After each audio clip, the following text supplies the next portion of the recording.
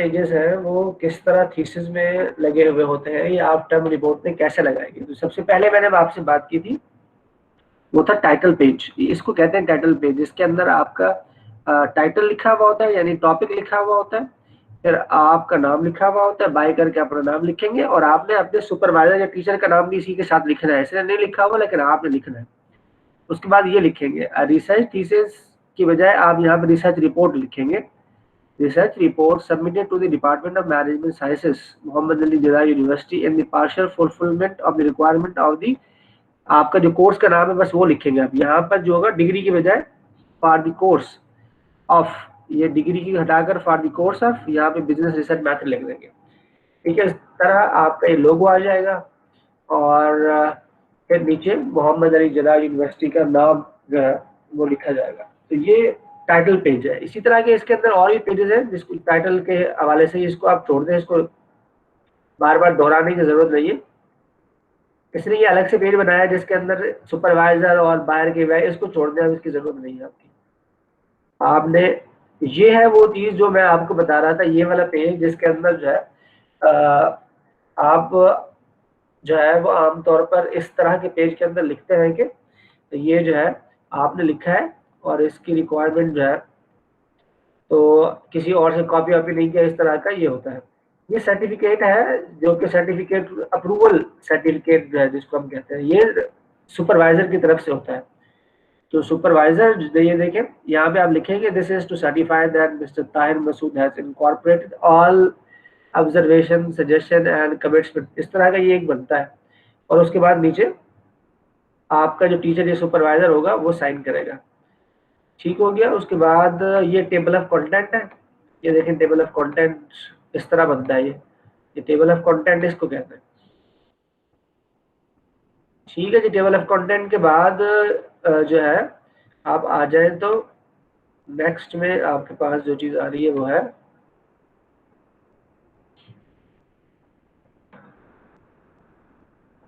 ये देखिए, ये सवाल जो आप पूछ रहे थे लिस्ट ऑफ टेबल, तो ये है लिस्ट ऑफ टेबल इस तरह।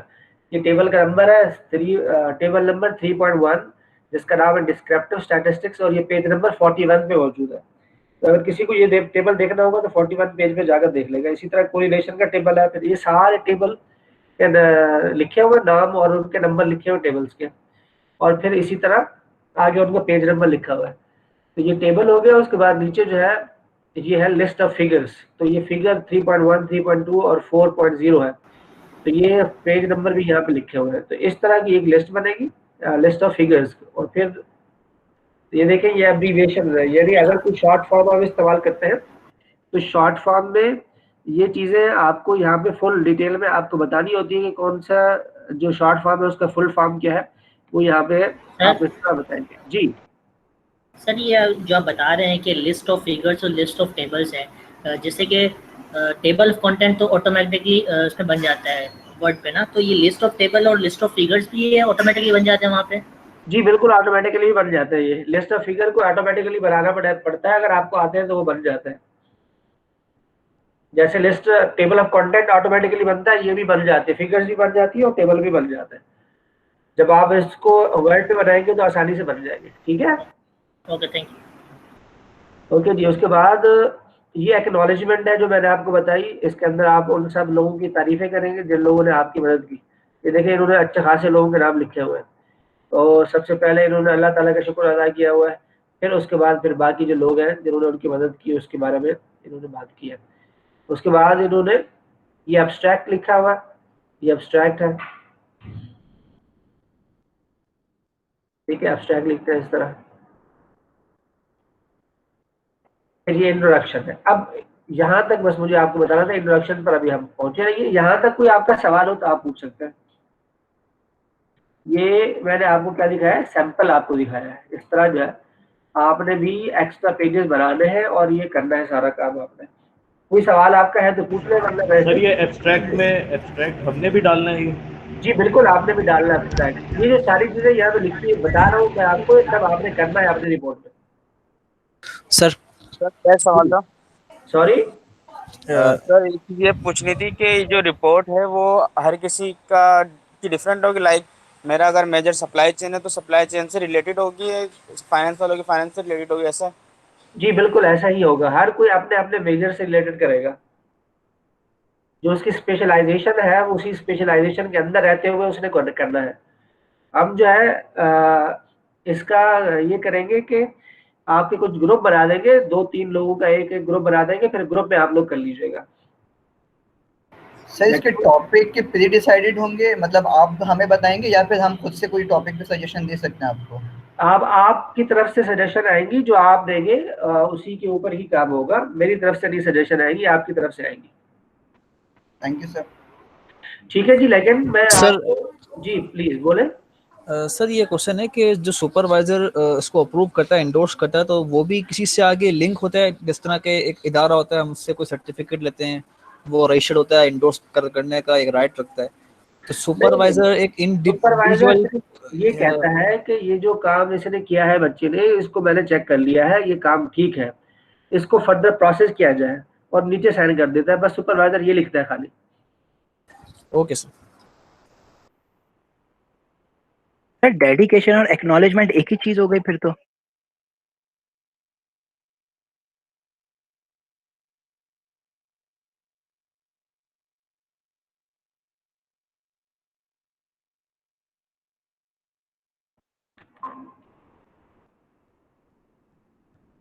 हाँ जी, तो मैं जो बता रहा था आपको समझ में आई आपके? आपने जी सर। सुना जी था आपने? जी सर, मैंने सुन लिया था सुपरवाइजर वाला। ठीक है, तो इस तरह होता है कि सुपरवाइजर जो होता है वो सिर्फ और सिर्फ इतना बताता है कि जी ये बंदे ने काम जो किया है, लड़के ने, मैंने उसे चेक कर लिया है, ये काम अप टू द मार्क है, और इसको फर्दर प्रोसेस किया जाए, और नीचे साइन कर देता है, दैट्स इट। ये होता है सुपरवाइजर का सर्टिफिकेशन। तो बाकी जो चीजें होती हैं वो फिर यूनिवर्सिटी के ऊपर होता है, क्योंकि यूनिवर्सिटी फिर आगे प्रोसेस करती है और चीजें आगे जो है वो करती है। अब आपका कोई और सवाल है तो आप पूछें। जी, किसी का कोई सवाल हो तो पूछ ले। सर मेरा सवाल था कि डेडिकेशन और एक्नॉलेजमेंट का जो आप बता रहे थे, तो वो एक ही चीज है? अब तो यानी कि ऑलमोस्ट एक ही चीज है, इसमें एक भी चीज नहीं है, मेंशन है अलग कि अलग है, एक चीज नहीं है, दोनों में बहुत फर्क है। जो एक्नॉलेजमेंट है उसके अंदर तो आप उन लोगों का शुक्रिया अदा करते हैं जिन लोगों ने आपकी मदद की है, जैसा कि किसी ने डेटा आपको लेने में मदद की, क्वेश्चन फिल कराने में मदद की, कोई टेस्ट आपको नहीं आ रहा था तो आपने उससे टेस्ट सीख लिया, उसने आपको मदद की, किसी टीचर से पूछ लिया, आपने सुपरवाइजर का शुक्रिया अदा कर दिया। ये चीजें जो है ना होती है एक्नॉलेजमेंट के अंदर। डेडिकेशन जो होता है, जो पूरा थीसिस आप लिखते हैं तो आप किसी एक के नाम पर डेडिकेट करते हैं, जिससे आप समझते हैं ये बहुत आपका करीबी होता है, तो आप उसके नाम पर उसे डेडिकेट कर देते हैं। जी ये थीसिस जो है मैं डेडिकेट करता हूँ अपने वालिद को, अपनी वालदा को, या अपने भाई को, या अपने बच्चों को, किसी को भी डेडिकेट करते हैं इसमें, ठीक है? तो वो अलग चीज होती है। ठीक हो गया? ठीक है सर। ठीक है, और किसी का कोई सवाल? जी सर, एक सवाल था मेरा। जी पूछिए। सर पूछना ये था कि टर्म रिपोर्ट बनेगी, ये इंडिविजुअल बनेगी या ग्रुप वाइज? जी मैंने अभी वैसे इसका जवाब दे दिया थोड़ी देर पहले कि ग्रुप हम बनाएंगे, 3 का ग्रुप होगा, तो 2 से 3 बच्चों का ग्रुप होगा, 3 से ज्यादा का नहीं बना सकते, या 2 का होगा या 3 का होगा। अगर कोई 4 है तो 2-2 बना ले, अगर 3 है तो बहुत अच्छी बात है, 2 भी बना सकते हैं, 3 भी बना सकते हैं, 3 से ज्यादा नहीं बना सकते, ठीक है? अगर 3 से कोई ज्यादा है तो फिर वो 2-2 का बना ले। ओके इस तरह, ठीक है? तो ये हो गया। और कोई सवाल? सर ये जो पेपर पैटर्न है एग्जाम में या मिड टर्म के अंदर भी, तो सर ये रिसर्च पेपर ही वहाँ पे लिखना पड़ेगा या कोई थ्योरी है, प्रैक्टिकल है, या जो हमने वर्कआउट किया है उस पर है? रिसर्च पेपर तो नहीं लिखना होगा, लेकिन रिसर्च पेपर में जो चीजें होंगी, जो चीजें आप रिसर्च पेपर में करेंगे उसी में से ही सवाल आएगा। तो सर सबका जो पेपर होगा वो तो डिफरेंट होगा, तो इट मींस सबके जो है एग्जाम्स डिफरेंट होंगे? नहीं, एक ही होगा, उसके अंदर सवाल ऐसा होगा कि आप अपने पेपर का ही लगेगा। फर्ज करो मैं पूछूंगा कि आप अपने रिसर्च पेपर की मेथोडोलॉजी लिखें, तो आप लिखेंगे। Okay sir, okay sir. मैं आपसे पूछूंगा कि आपके उसका थ्योरेटिकल फ्रेमवर्क क्या था, तो वो आप लिखेंगे। ओके, ठीक है, इस तरह समझ के सवाल होंगे, ठीक है? और किसी का कोई सवाल है तो ठीक है, वरना आप आगे बढ़ते हैं। ओके सर, टॉपिक्स खुद डिसाइड करने होंगे ना सबने? जी अभी मैं उसके लिए आपको एक असाइनमेंट दे रहा हूँ, बल्कि आप नोट कर ले, मैं देख लूँ जरा कितने बच्चे आ गए, फिर उसी लिहाज से आपको असाइनमेंट देता हूँ। 24 स्टूडेंट्स है, हालांकि स्टूडेंट की तादाद ज़्यादा है हमारे पास, लेकिन इसमें 24 क्यों आ रहा है ये मैं अभी देख लूँ, टोटल नंबर ऑफ स्टूडेंट्स है कितने हमारे पास, फिर उसी लिहाज से फैसला करते हैं। ये स्टूडेंट कहीं और तो नहीं है, किसी और उसमें? स्टूडेंट की तादाद तो ज़्यादा लग रही थी मुझे last time. Sir I think कुछ स्टूडेंट का फीस का भी इशू चल रहा है, किसी को लिंक भी नहीं मिला, आई थिंक ऐसा कुछ भी मामला लिंक चल रहा है। क्यों नहीं मिला? लिंक सबको तो मैंने शेयर कर, सभी जो है ना उसके अंदर मैंने शेयर कर दिया ना सबको। लास्ट टाइम ज्यादा नंबर ऑफ स्टूडेंट थे। मैं जरा देख लूँ एक नजर तो फिर।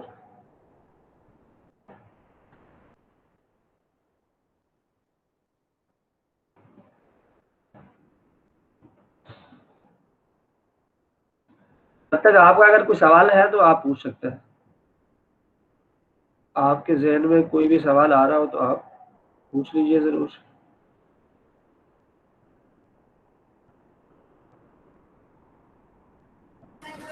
सर जो हम लोग वर्कआउट करेंगे पेपर पे, तो सर उसके लिए सुपरवाइजर सर हम किस तरह फाइंड आउट करेंगे, या आप ही सुपरवाइज करेंगे? जी मैं ही करूंगा, आपको एज ए टीचर सुपरवाइज करूंगा। 28 स्टूडेंट है, चले तो 4 बच्चे हैं जो अभी तक नहीं आए, 4 नहीं 5, एक तो मैं 24 टोटल है, तो एक मैं, खैर है 4-5 बच्चों की तो खैर है। फिर मैं आपको बता ही देता हूँ कि क्या आपने असाइनमेंट करना है।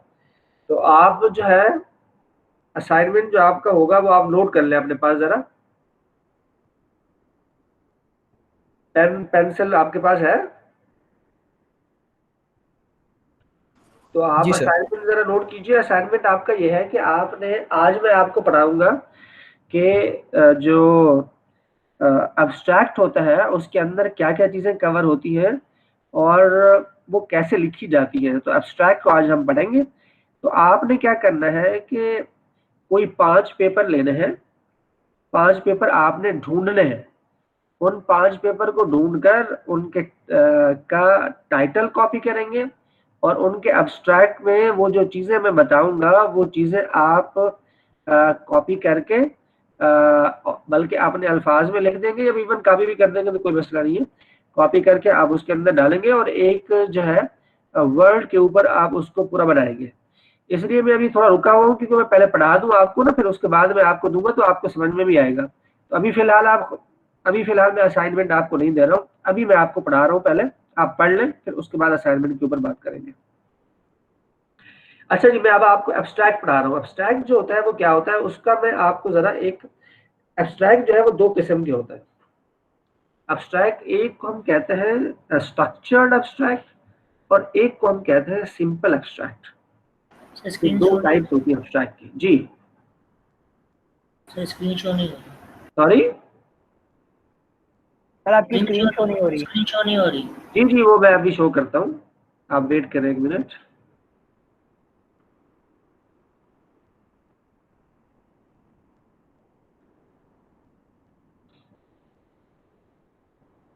अभी हो रही है?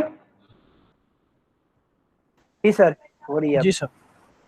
जी हाँ, तो हम जो है वो, मैंने आपको बताया कि 2 किस्म के एब्स्ट्रैक्ट होते हैं। एक होता है स्ट्रक्चर्ड एब्स्ट्रैक्ट और एक जो होता है वो होता है सिंपल एब्स्ट्रैक्ट। जो स्ट्रक्चर्ड एब्स्ट्रैक्ट होता है उसके साथ होती है हेडिंग्स, और जो सिंपल एब्स्ट्रैक्ट होता है उसके साथ हेडिंग नहीं होती। जैसा कि अभी थोड़ी देर पहले आपने एक एब्स्ट्रैक्ट देखा था, जो थीसिस में आपको दिखा रहा था, उसके अंदर एब्स्ट्रैक्ट था, लेकिन वो एब्स्ट्रैक्ट जो था वो सिंपल एब्स्ट्रैक्ट था, उसमें कोई भी हेडिंग नहीं थी। और जबकि एक होता है स्ट्रक्चर्ड एब्स्ट्रैक्ट जिसके अंदर हेडिंग्स होती हैं और हेडिंग में लिखी हुई होती है। अब वो स्ट्रक्चर्ड एब्स्ट्रैक्ट कैसा होता है वो मैं आपको दिखाता हूँ, उसका सैंपल मैं आपको दिखाता हूँ ताकि आपको सारी चीजें सामने, सैंपल इसलिए दिखा रहा हूँ ताकि आपको कोई परेशानी ना हो, आप फौरी तौर पर चीजें जो है समझ सके आप।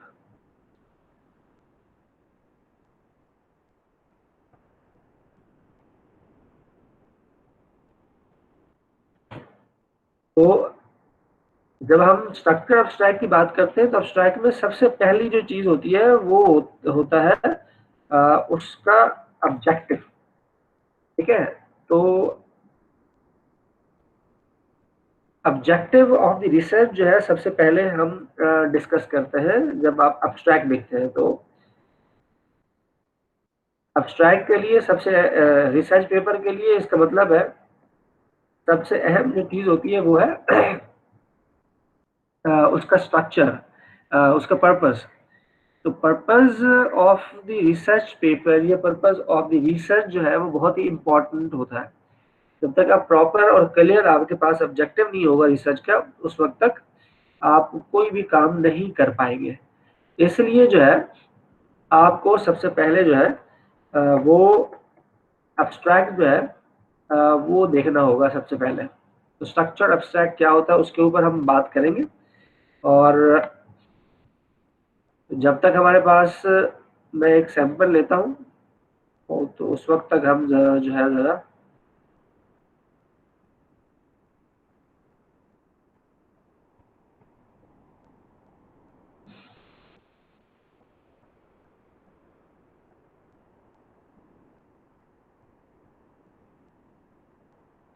तो स्ट्रक्चर्ड एब्स्ट्रैक्ट में सबसे पहले मैंने बताया आपको, क्या बताया जी, सबसे पहले मैंने आपको बताया कि ऑब्जेक्टिव होता है यानी पर्पस ऑफ द रिसर्च होता है।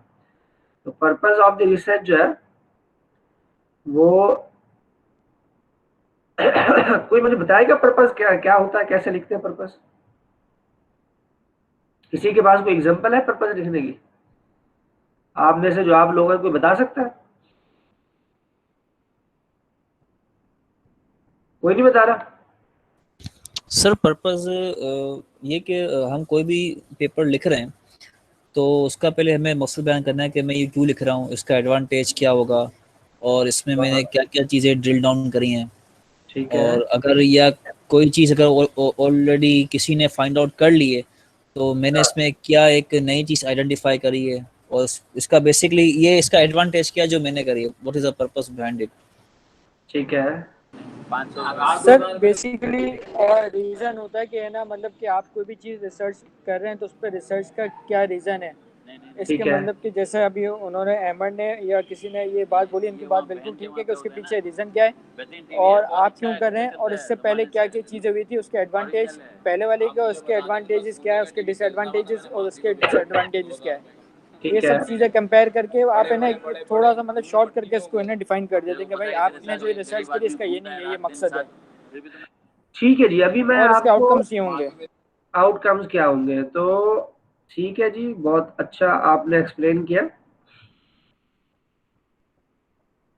ये मैं आपके साथ एक स्ट्रक्चर एब्स्ट्रैक्ट शेयर कर रहा हूँ। ये आपके साथ स्क्रीन शेयर हो गई है, नजर आ रहा है आपको स्क्रीन? जी सर। जी सर। जी सर। जी सर आ रही है।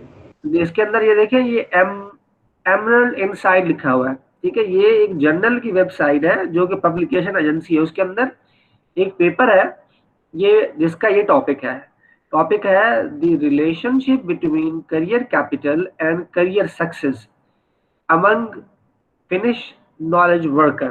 तो ये एक टॉपिक है। अब इस टॉपिक का एब्स्ट्रैक्ट है। ये एब्स्ट्रैक्ट में देखें, सबसे जो स्ट्रक्चर्ड एब्स्ट्रैक्ट में कह रहा था वो ये होता है, जैसे इसके ऊपर सबसे पहले एब्स्ट्रैक्ट है और फिर हेडिंग है पर्पस की हेडिंग है और फिर उसके नीचे पर्पस लिखा हुआ है। क्या लिखा हुआ है जी? This study aims to advanced a holistic and integrated view to understand the relationship between career capital and career success among knowledge worker। तो इसका जो टॉपिक, इसका जो ऑब्जेक्टिव है या एम है, वो ये रिलेशनशिप चेक करना चाह रहे हैं बिटवीन करियर कैपिटल और करियर सक्सेस। इन दोनों के दरमियान में रिलेशनशिप जो है वो मालूम करना चाह रहे हैं। तो ये क्या है, पर्पस है। अब आप इसके ऊपर कोई सवाल करें, पर्पस कैसे लिखते हैं, क्या है, ये आपको समझ में आ रहा है? एक लाइन किसी को समझ में आया है या किसी को नहीं आया? सही है सर, क्लियर है। क्लियर है, ओके, आपको क्लियर है। और किसी को, जिसको क्लियर ना हुआ, किसी को समझ में ना आया हो?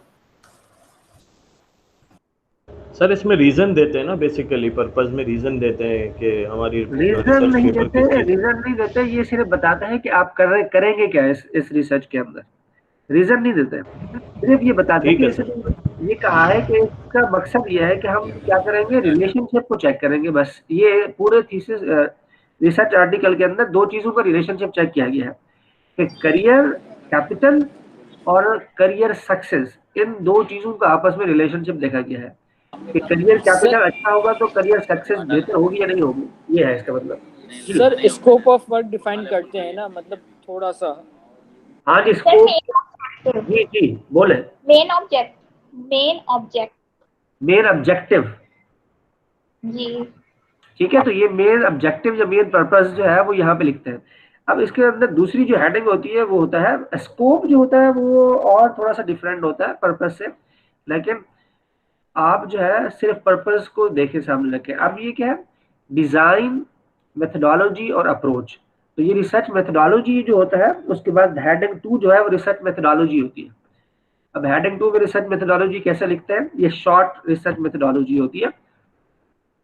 ये देखिए, the study examine the association of 3 forms of career capital. Career capital की वो कहते हैं 3 फॉर्म्स होती है, जिसमें ह्यूमन, सोशल और साइकोलॉजिकल कैपिटल होता है। तो ये करियर कैपिटल में 3 चीजें आती हैं, जिसमें ह्यूमन, सोशल और साइकोलॉजिकल कैपिटल होता है। किसके ऊपर इसके एसोसिएशन देखना चाह रही है, on career success. Career success यानी कामयाब, आपके करियर के अंदर जो कामयाबी है वो देखना चाह रहे हैं कि अगर आपका ह्यूमन कैपिटल, जिसमें ह्यूमन, सोशल और साइकोलॉजिकल कैपिटल जो है वो बेहतर होगा तो आपका करियर जो है वो सक्सेस होगा। तो career success is measured through subjective evaluation of career satisfaction and objective evaluation promotion. यानी ये जो करियर है, करियर सक्सेस है, इसको मेजर कैसे किया गया है, यानी इसे मालूम किया गया है, कैसे किया गया है कि ये लोग जो है अपने करियर से सेटिस्फाइड है ना या नहीं। तो इवैल्यूएशन के लिए उन्होंने सब्जेक्टिव दिया है कि करियर सेटिस्फैक्शन, लोगों से पूछेंगे कि क्या आप अपने करियर में कामयाब है या नहीं है, इस तरह का कोई बनाएंगे। And objective evaluation of promotion, और ये उनसे पूछेंगे कि भाई क्या आप इवैल्यूएशन प्रमोशन के लिए आपका कोई ऑब्जेक्टिव होता है और उसी की बेस पे प्रमोट करते हैं, क्या होता है। बहरहाल ये हमारा टॉपिक नहीं है कि हम इस के ऊपर हम बात करें, लेकिन आपने सिर्फ ये देखना है कि पहली चीज मेथोडोलॉजी में आप ये बता रहे होते हैं कि आप उस वेरिएबल को मेजर कैसे करेंगे। और नंबर 2 जो है, the data are drawn from 624 knowledge workers from Finland. कौन से मुल्क से लिया गया है और कितने लोगों से लिया गया है और किन लोगों से लिया गया है, नॉलेज वर्कर से लिया गया है। ठीक है, 624 नॉलेज वर्कर से लिया गया है। वो ये कौन होते हैं जी, with an academic degree in the business student, business studies, जिनके पास जो है बिजनेस एडमिनिस्ट्रेशन की डिग्री थी, यानी बीबीए एमबीए किया हुआ था। ऐसे लोगों से ये क्वेश्चनर फिल कराए हैं। The model is tested through structural equation modelling, यानी इस, और फिर वो जो टॉपिक था या वो जो डेटा आया, उस डेटे को टेस्ट कैसे किया, स्ट्रक्चरल इक्वेशन मॉडलिंग इस्तेमाल करके ये टेस्ट होता है, उसको इस्तेमाल करके उसको जो है टेस्ट किया गया। अब आप जरा बताएं, इसमें सवाल जरा पूछा, रिसर्च मेथोडोलॉजी में जरा सवाल पूछे। ये शॉर्ट बिल्कुल लिखा हुआ है कि कितने लोगों से डेटा फिल कराया, किस मुल्क के लोगों से फिल कराया, नॉलेज वर्कर से कराया, कि उनकी पास डिग्री होनी चाहिए एमबीए की या बीबीए की, और फिर टेस्ट कैसे किया गया। तो इसके अंदर 2-3 चीजें बहुत ही जरूरी होती है जब आप मेथोडोलॉजी लिख रहे होते हैं। तो अब आप सवाल करें, अगर आपका कोई सवाल है तो। सर हम इसमें ये कह सकते हैं कि हमने मतलब के लोगों के डेमोग्राफिक पे बात करी कि मतलब कि किस एज के, किस जेंडर के, किस कंट्री के लोगों के साथ हमने मतलब ये रिसर्च करी है, मतलब वहाँ से डेटा गैदर करा। ये डेमोग्राफिक में आएगा इसके? नहीं, डेमोग्राफिक्स में बिल्कुल भी नहीं आएगा। डेमोग्राफिक एक अलग चीज होता है। डेमोग्राफिक आप उसके अंदर ये मेंशन जरूर कर सकते हैं कि अगर उसमें जरूर रिक्वायरमेंट है तो क्या आप ये बता सकते हैं कि हमने जो है फर्स्ट करो मार्केटिंग का कोई चीजें ले रहे हैं, तो उसमें आप अगर ये बोल रहे हैं कि भाई हमने ये क्वेश्चनर जो है ऐसे लोगों से फिल कराया है जिनकी एज जो है वो 20 से 30 के दरमियान में थी, और उसमें लड़के भी थे और लड़कियां भी थी। और फिर वो कहाँ है, किसी मॉल से फिल कराया आपने, किसी घर जाकर लोगों से फिल कराया आपने, कौन से एरिया से फिल कराया है, किस शहर से फिल कराया है, वो पूरा का पूरा डिटेल आपको लिखा है। वो कितना पढ़े लिखे थे, नहीं पढ़े लिखे थे, या वो कोई प्रोडक्ट इस्तेमाल करते थे, अगर प्रोडक्ट के हवाले से बात कर रहे हैं तो पूरा आपको तफसील बतानी होती है उसके हवाले से। एक्सक्यूज मी सर, जी सर थ्रू गूगल फॉर्म के जरिए ना, नहीं, जैसे कि गूगल ऑनलाइन। देखिए, गूगल फॉर्म जो है वो एक डेटा कलेक्शन का मेथड है खाली। अब डेटा आप किससे कलेक्ट करेंगे वो तो आप पहले डिसाइड करेंगे ना, जी कि आप पहले ये डिसाइड करेंगे कि आप फर्ज करो कि एचआर के लोगों से डेटा फिल कराएंगे, तो ये डिसाइड करेंगे ना पहले आप, उसके बाद फिर वो क्वेश्चनर बनाएंगे आप। अब वो जो है डेटा कलेक्शन के मेथड है, आप जाकर भी फिल करा सकते हैं, आप फोन के ऊपर भी डेटा फिल करा सकते हैं, आप उनको ईमेल करके भी डेटा ले सकते हैं, आप गूगल के ऊपर गूगल डॉक पर एक फॉर्म जनरेट कर दें और फॉर्म उनके पास उनका लिंक सेंड कर दें, उसके ऊपर भी डेटा ले सकते हैं। तो डेटा लेने के बहुत सारे मेथड है, तो वो जो आप बता रही हैं वो डेटा लेने के मेथडोलॉजी है, ठीक है, कि डेटा कलेक्ट कैसे करेंगे आप। जी ठीक है। और सर जैसे कि सेम जैसे डिग्री है सिर्फ उन्हीं से ही ले सकते हैं?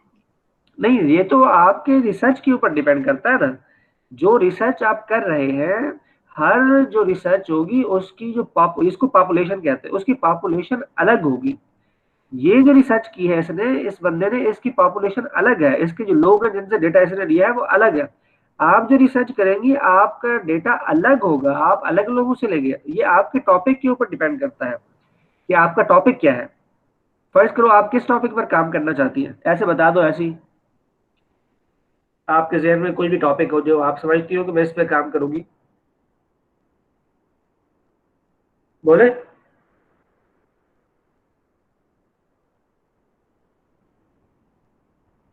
बोलिए, कहाँ चली गई आप? यस सर, वो वॉइस नहीं आ रही थी। मार्केटिंग है मेरा मेजर हाँ जो हाँ, है, तो मार्केटिंग से रिलेटेड ही फिर।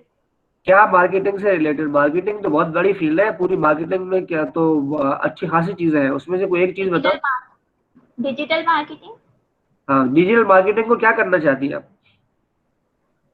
अभी मतलब अभी तो मैं लर्निंग कर रही हूँ ना, अभी मेरे पास सब्जेक्ट भी है उसी से रिलेटेड। तो कोई बात नहीं, एफिलिएटेड मेरा मार्केटिंग सवाल ये है। है कि डिजिटल मार्केटिंग के ऊपर रिसर्च करके आप क्या करना चाहती हैं, क्या देखना चाहती हैं उसमें? सर वो आगे का कैरियर, जैसे कि और मैं देखूं चीजें उसमें सीखना और आगे। नहीं नहीं नहीं, आप रिसर्च करेंगे ना तो डिजिटल मार्केटिंग के ऊपर रिसर्च कर रही है, तो क्या डिजिटल मार्केटिंग में क्या रिसर्च करना चाहेगी लड़की? मतलब क्या चीज आप, आपका ऑब्जेक्टिव क्या होगा, क्या देखना चाहती है आप डिजिटल मार्केटिंग के थ्रू? सर तो वो सर आप थोड़ा गाइड करिएगा ना थोड़ा सा। वो तो मैं गाइड करूंगा, ये आपको गाइड ही तो कर रहा हूँ, इसलिए तो सवाल पूछ रहा हूँ आपसे इतने सारे, ताकि आपको प्रॉपर गाइड कर सकूं मैं। हाँ, तो बताएं डिजिटल मार्केटिंग में आप क्या रिसर्च करना चाह रही हैं, जो आपके जहन में, आप बताते जाए, मैं आपको आपके टॉपिक की तरफ ले जाऊंगा। आप जरा बताएं कि डिजिटल मार्केटिंग में आप क्या करेंगी। बोले ना फराज सैयद, कहाँ गायब हो गई आप? आवाज नहीं आ रही है आपकी। चले, कोई और कोई बोलना चाहे? सर मैं एक टॉपिक के पे चाह रहा था कि जैसे कि डिजिटल मार्केट का इम्पैक्ट देखना चाह रहा हूँ वर्सेस मेन स्ट्रीम मीडिया, के मेन स्ट्रीम मीडिया के ऊपर एडवर्टाइजमेंट ज्यादा जो है वो क्या कहते हैं अच्छा इम्पैक्ट रखती है लोगों के ऊपर, या फिर डिजिटल मार्केटिंग। तो सर अगर हम इस तरह से कुछ करना चाहें तो उसके लिए थोड़ा सा बताइएगा। हाँ, असल में देखिए, ये कंपैरेटिव स्टडी हो जाएगी फिर कि आप दो जो मीडियम है मार्केटिंग के, उनको आप देख रहे हैं, एक डिजिटल है, दूसरा कौन सा बताया आपने? सर मेन स्ट्रीम मीडिया जैसे टेलीविजन वगैरह हो गए। हाँ, तो मेन स्ट्रीम मीडिया, टेलीविजन वगैरह जो भी आप बता रहे हैं, मेन स्ट्रीम मीडिया और डिजिटल मीडिया जो है, डिजिटल मार्केटिंग जो है, तो इन दोनों को आप कंपेयर करना चाह रहे हैं कि अगर कोई एक कंपनी है जो अपनी प्रोडक्ट को प्रमोट करना चाहती है, तो इन दोनों में से कौन सा मीडिया ज्यादा इफेक्टिव होगा? अब इफेक्टिवनेस के लिए जो चीजें आपने चेक करनी होंगी वो क्या होंगी, वो आपको देखना होगा। फर्ज करो कि आप ये देखना चाहते हैं कि जो डिजिटल मार्केटिंग अगर हम करते हैं तो उससे ज्यादा कस्टमर अट्रैक्ट कर सकते हैं हम, या अगर हम मेन स्ट्रीम मार्केटिंग करते हैं तो उससे ज्यादा कस्टमर अट्रैक्ट कर सकते हैं हम। एक तो ये हो गया। दूसरा, कॉस्ट वाइज देखेंगे कि कॉस्ट किसकी ज्यादा आती है और कॉस्ट किसकी कम आती है, ये दूसरा होगा। इस तरह और बहुत सारी चीजें हो सकती हैं जो कि कंपेरेबल होती है, तो ये कंपैरेटिव स्टडी होगी अगर दो चीजों को आप करेंगे तो। लेकिन अगर आप ये देखना चाहते हैं कि impact of digital marketing on the sales revenue of the company, किसी भी कंपनी की बात कर लें, या ऑल सेल रेवेन्यू कह रहे हैं, प्रॉफिटेबिलिटी कह रहे हैं, कुछ भी कह रहे हैं, या आप यूं भी कह सकते हैं कि impact of digital marketing on the overall marketing strategy, यानी मार्केटिंग की स्ट्रेटेजी जो बनाते हैं उसके ऊपर डिजिटल मार्केटिंग का क्या इफेक्ट पड़ता है, या और भी तरीके काफी चीजें हो सकती हैं। तो जब हम कोई भी रिसर्च करने के लिए जाते हैं, उसका टॉपिक डिसाइड करने के लिए जाते हैं, तो टॉपिक ऐसा होना चाहिए, जैसे आपने बताया, या तो कंपैरेटिव स्टडी आप करें, या आप ये देखें कि लोग क्या समझते हैं कि डिजिटल मार्केटिंग जो है वो उनकी कंपनी में जो है, जो प्रोडक्ट है उसका रेवेन्यू बढ़ाती है, उसकी प्रॉफिटेबिलिटी बढ़ाती है या नहीं बढ़ाती है, क्या कस्टमर सेटिस्फेक्शन उससे ज्यादा होता है डिजिटल मार्केटिंग से, या कस्टमर के क्या क्या जो है प्रॉब्लम हो सकता है थ्रू डिजिटल मार्केटिंग। तो ये इस तरह का पर्पस आपका होगा तो आप इसके ऊपर काम कर सकेंगे। और कोई सवाल किसी का भाई? Okay sir, thank you. Sir मुझे एक चीज़ पूछनी जी थी, मतलब जैसे कि मैं अगर ये स्टडी करना चाहता हूँ कि भाई कोरोना के पैंडेमिक से पहले मैन्युफैक्चरिंग कंसर्न जो पर्सन वो मैन्युफैक्चरिंग फर्म्स थी उनको क्या प्रॉब्लम आ रहे थे उनकी सप्लाई चेन में, और कोरोना के बाद उनको क्या मसले मसाइल आ रहे हैं, अभी जो रिसेंट में वो क्या वो कर रहे हैं, तो ये रिसर्च हो सकती है इस पे? बिल्कुल हो सकती है। आप बिल्कुल इस तरह का टॉपिक कंपेयर कर सकते हैं दो जो है एरा को। एक है एरा जो कि इस पेंडेमिक से पहले का एरा है, और ड्यूरिंग द पेंडेमिक जो है वो एरा है। और इवन ये भी आप कर सकते हैं कि उसके बाद का, जब आप ये कम हुआ, वैसे अभी तक कम नहीं हुआ, तो ड्यूरिंग द आप ये दो दो इसको आप बिल्कुल देख सकते हैं, तो ये कंपैरेटिव स्टडी कहलाएगी। मतलब सर ये फ्यूचर के लिए प्रेडिक्ट भी कर सकते हैं कि है ना अभी तो इस पेंडेमिक के बाद क्या सिचुएशन होगी सप्लाई चेन की, मैन्युफैक्चरिंग का? हाँ वो, लेकिन उसके लिए तो फिलहाल अभी आपके पास डेटा नहीं होगा ना, वो डेटा जब तक नहीं होता उस वक्त तक आप उसके ऊपर जो है वो वर्क नहीं कर पाएंगे। हाँ, रिकमेंडेशन चीजें वगैरह जरूर देख सकते हैं अपनी कि भाई इसके ऊपर ये चीजें हो सकती है, लेकिन क्योंकि आपका डेटा सिर्फ ये बताएगा कि पहले का क्या सूरत हाल थी और इसके दौरान क्या सूरत हाल है, और उसी की बेसिस पर आप अपनी कंपनी को रिकमेंड करेंगे कि फ्यूचर में उसकी क्या स्ट्रेटेजी होनी चाहिए। सर ये कौन डिफाइन करेगा कि हमें डेटा कहाँ से, मतलब किस लेवल के लोगों से कलेक्ट करना है? फॉर एग्जांपल अगर मैं सप्लाई चेन, जी ये जो आपकी रिसर्च है वो ये बताएगी, जैसे सप्लाई चेन का डेटा है, तो सप्लाई चेन, अगर सर मैं जी बोले जी, अगर मैं सप्लाई चेन में ये रिसर्च करना चाह रहा हूँ कि कितने % लोग क्रेडिट पे काम कर रहे हैं, कितने % वेंडर्स ऐसे हैं जो कैश टू कैश काम करते हैं, कितने लोग हैं जो बिल टू बिल काम करते हैं, मतलब क्रेडिट पे काम करते हैं, तो अब उसके लिए मैं किस लेवल की मतलब किन डायरेक्ट कंपनीज में जाऊं या छोटी छोटी इंडस्ट्रीज में जाऊं, ये मुझे कौन बताएगा? ये तो आप खुद डिसाइड करेंगे ना, ये तो आपका पर्पस होगा ना रिसर्च का, कि आप क्या तमाम पूरी इंडस्ट्री के लोगों से डेटा कलेक्ट करना चाहते हैं जो कि वेंडर्स हैं, क्योंकि आपका जवाब वेंडर के पास ही होगा। तो आपको वेंडर ही बता सकता है कि हम क्रेडिट पे काम करते हैं, हम नकद काम करते हैं, या हम जो है कितना क्रेडिट पे काम करते हैं, कितना परसेंटेज लगते हैं। ये तो आपको वही बताएगा ना जिसके, तो आपने ये फैसला करना होता है कि भाई मैं जिसके पास जा रहा हूँ, क्या उसको उस जो चीज मैं पूछने के लिए जा रहा हूँ उसको उसके बारे में मालूम है या नहीं है। तो आपने ये फैसला करना होता है कि उस बंदे को वो मालूम है। आप उतने बाकायदा एक्सप्लेनेशन देनी होती है कि आपने इसी बंदे को क्यों सेलेक्ट किया है जवाब के लिए। तो आप बताएंगे जी इस बंदे के पास क्योंकि इस नॉलेज है, यही बेहतर है, और इसी से ही हम मालूम कर सकते हैं। उसका लेवल भी इवन बताएंगे कि आप मैनेजर से पूछेंगे तो क्यों मैनेजर से पूछ रहे हैं, लोअर लेवल के लोगों से क्यों नहीं पूछ रहे हैं, तो उसका भी रीजन आपको देना होगा। या लोअर लेवल से क्यों पूछ रहे हैं, मैनेजर से क्यों नहीं पूछ रहे हैं। तो ये आपको जो जो चीजें उसमें करनी होती है वो रीजन देना होता है। ये आप खुद, जब आपका रिसर्च का ऑब्जेक्टिव होगा उसकी बेस पर ये खुद ही डिसाइड करेंगे आप। ओके, ठीक है शुएब जी सर, ठीक है। और किसी का सवाल? सर एक सवाल है जी अली।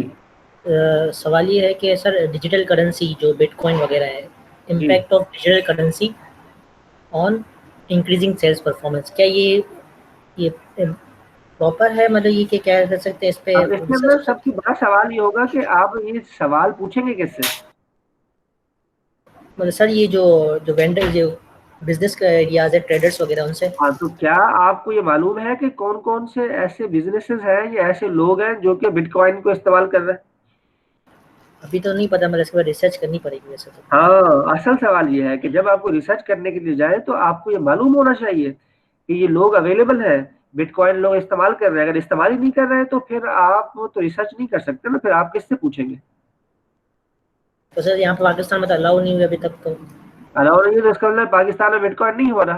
तो अब आप अगर रिसर्च करेंगे तो फिर आपको पाकिस्तान से बाहर जाना पड़ेगा। सर लेकिन ये पॉजिटिव इम्पैक्ट लाएगा मेरे ख्याल में, क्योंकि ना कॉस्ट कटिंग हो जाएगी तो। रिसर्च में कोई ख्याल नहीं होता, रिसर्च में आप कंफर्मेशन करते हैं, आप बाकायदा एक ख्याल सोचते हैं और सोचने के बाद फिर उसको कंफर्म करने के लिए जाकर रिसर्च करते हैं, फिर देखते हैं कि जो आप सोच रहे थे वो ठीक है या गलत है। रिसर्च इसलिए होती है कि आप जो सोचते हैं उसको टेस्ट भी किया जाए। फैक्ट्स एंड फिगर्स की बात होती है। जी हाँ, बिल्कुल फैक्ट्स एंड फिगर्स की बात होती है, उसके बगैर जो है ना ऐसे जबानी कलामी कोई बात नहीं होती। जी, और कोई सवाल? तो अब तक मैंने दो चीजें बताई हैं एब्स्ट्रैक्ट के अंदर, एक पर्पस होता है और दूसरा मेथडोलॉजी होती है रिसर्च की। आगे बढ़ते हैं।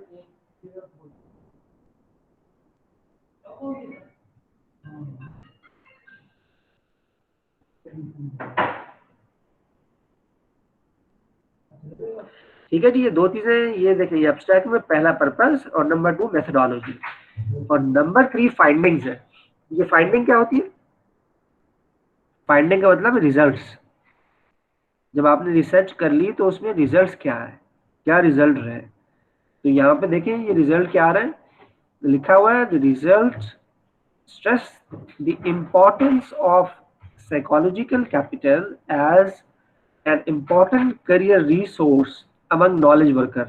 तो इन्होंने पहली फाइंडिंग की है कि इसमें जो साइकोलॉजिकल कैपिटल होता है वो ज्यादा इंपॉर्टेंट होता है करियर रिसोर्स के लिए नॉलेज वर्कर में। Therefore our finding contribute to career research by supporting the argument that context or occupational group matters in the relationship between career capital and career success। तो यहाँ पर ये बताया गया है कि करियर कैपिटल और करियर सक्सेस में रिलेशनशिप है, लेकिन सिर्फ किसके दरमियान में है? साइकोलॉजिकल कैपिटल के दरमियान में। तो इसमें सबसे इंपॉर्टेंट जो है वो है साइकोलॉजिकल कैपिटल, जो कि करियर सक्सेस के ऊपर इम्पैक्ट करता है। ये सबसे इंपॉर्टेंट, ये फाइंडिंग, बस इतनी सी फाइंडिंग की है इसने। इस पूरे रिसर्च को लिखने में सिर्फ उसने ये मालूम किया है कि वो जो तीन चीजें हमने पढ़ी थी ऊपर, ह्यूमन था, सोशल कैपिटल था और साइकोलॉजिकल कैपिटल था, तो उन तीनों में से साइकोलॉजिकल कैपिटल का सबसे ज्यादा इम्पैक्ट जो है वो करियर सक्सेस के ऊपर पड़ता है। बस इसकी रिसर्च इतनी है। इसके ऊपर कोई कमेंट है आपका? सर साइकोलॉजिकल कैपिटल मतलब? बेटा साइकोलॉजिकल कैपिटल मतलब तो अभी फिलहाल हम नहीं कर सकते, क्योंकि मतलब के लिए पूरा रिसर्च पेपर पढ़ना पड़ेगा। लेकिन बस ये देख लें कि करियर कैपिटल के अंदर तीन हिस्से होते हैं, जिसमें ह्यूमन होता है, सोशल होता है और साइकोलॉजिकल कैपिटल होता है।